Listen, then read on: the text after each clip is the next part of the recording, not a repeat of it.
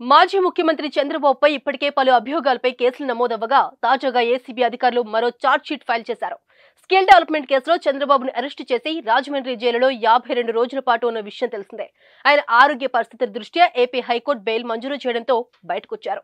తెలుగు రాష్ట్రాల్లో చంద్రబాబు అరెస్టు వ్యవహారం సంచలనంగా మారగా తాజాగా మరో కేసులో చంద్రబాబు నాయుడిని A1 గా పేర్కొంటూ ఛార్జ్షీట్ దాఖలు చేయడం టీడీపీ వర్గాలను కుదిపేస్తోంది. ఆ వివరాలేంటో చూద్దాం. అన్ని రకాల చర్మ సమస్యలకు శాశ్వత పరిష్కారం ఈ శ్రీత 9281458181. చంద్రబాబు హయాంలో ప్రభుత్వ ఖజానాకు 114 కోట్లు నష్టం వాటిల్లిందని సిఐడి అధికారులు ఛార్జ్షీట్ రెడీ చేశారు. మొత్తం ఫైబర్ నెట్ ప్రాజెక్టు వ్యయం 330 కోట్లు కాగా 114 కోట్లు చంద్రబాబు కారణంగా నష్టం కలిగిందని ఆరోపించారు. చంద్రబాబు కనుసన్నల్లోనే ఫైబర్ నెట్ స్కామ్ జరిగిందని ఏపీ సిఐడి ఛార్జ్షీట్లో పేర్కొంది. వేమూరి హరికృష్ణని నిబంధనలకు విరుద్ధంగా ఫైబర్ నెట్ కార్పొరేషన్ డైరెక్టర్గా నియమించారని తెలిపింది. ఉద్దేశపూర్వకంగానే చంద్రబాబు హరికృష్ణని నియమించారని తెలిపింది.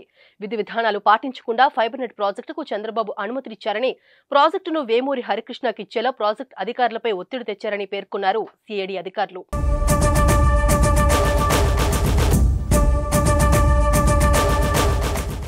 టెండర్ల ఎస్టిమేషన్ కమిటీలో హరిప్రసాద్ను నియమించాలని చంద్రబాబు ఒత్తిడి తెచ్చారని సిఐడి ఆరోపించింది.